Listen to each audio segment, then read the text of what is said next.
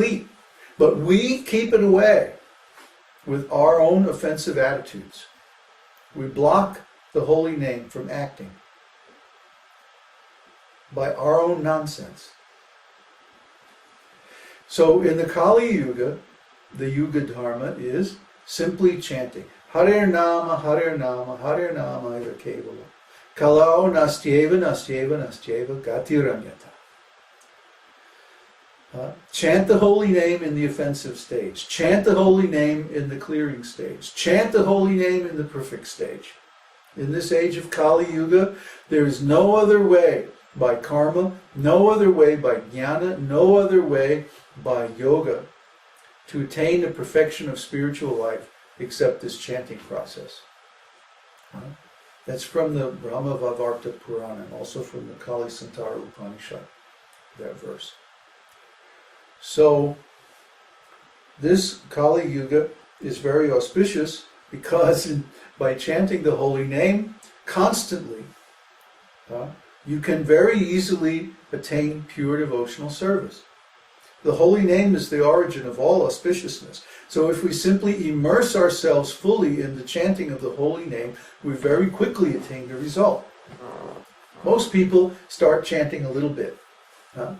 And then maybe if they come into association with devotees or join some devotional community, become initiated by a spiritual master and like that, maybe they start chanting regularly. 2 hours a day, 3 hours a day. And they can chant like that for 20, 30, 40, 50 years without ever getting the complete result of chanting. Why?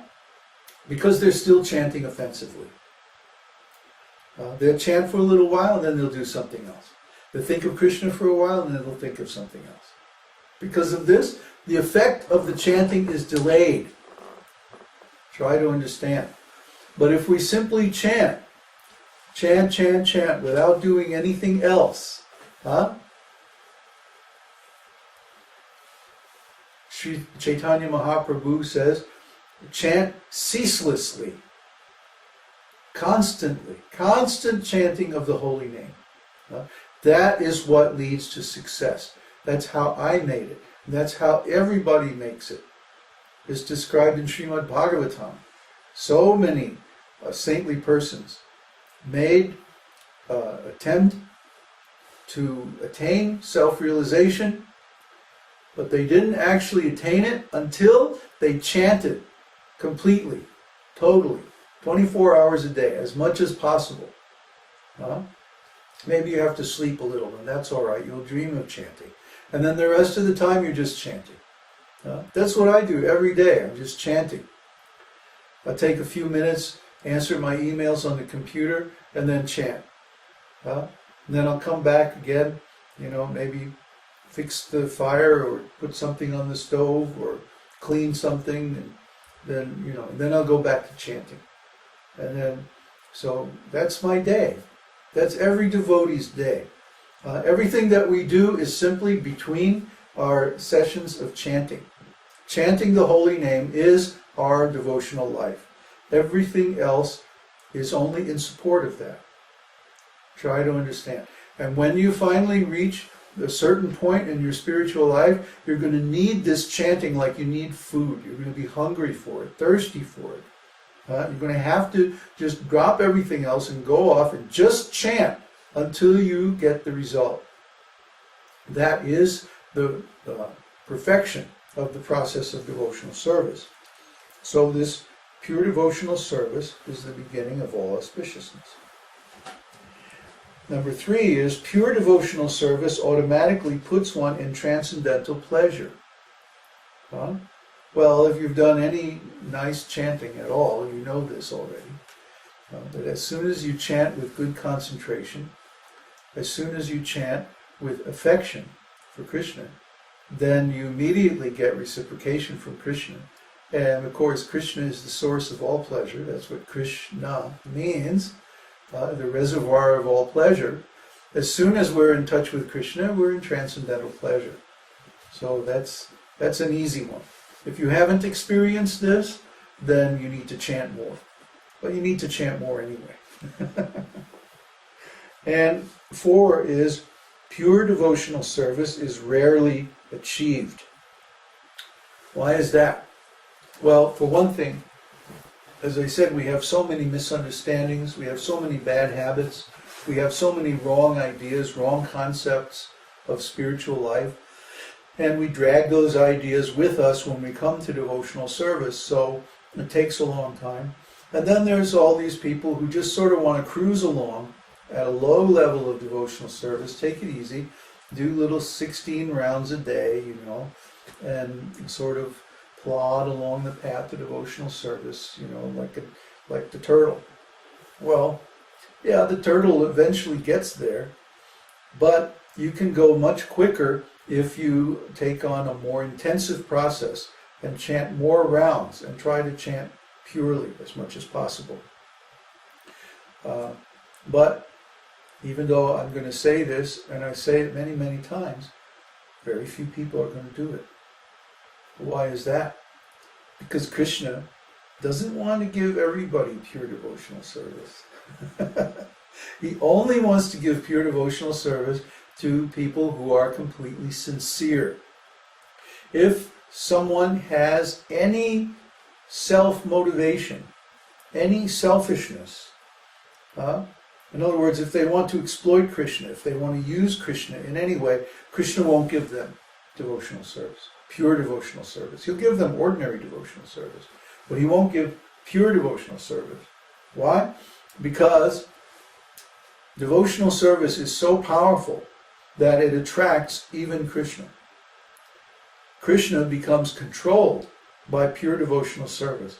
He even makes great efforts to relish pure devotional service himself. That's why he appeared as Chaitanya Mahaprabhu.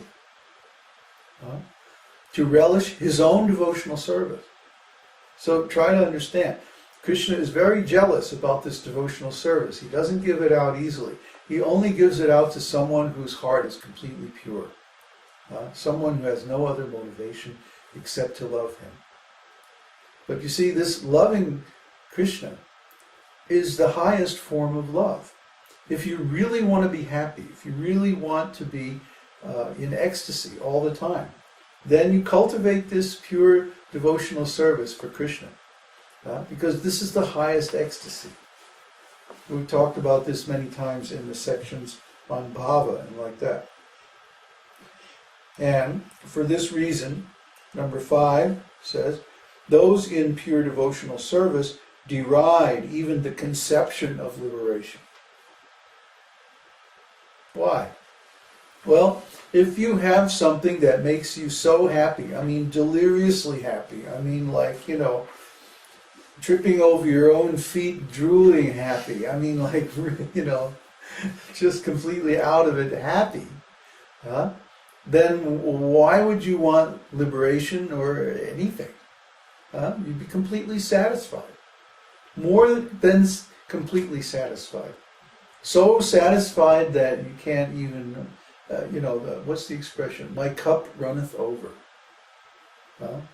You think you can relish so much happiness. Oh boy, if I could just get what I want, I would be so happy. Well, you think you can take that much happiness, but guess what? Krishna is full of unlimited happiness. You're just trying to attain a drop of happiness with your material desires. But Krishna is an ocean, not only an ocean, an unlimited ocean. A shoreless, bottomless ocean of happiness. So when you contact Krishna, it's like you got more happiness than you know what to do with. You can't relish it all.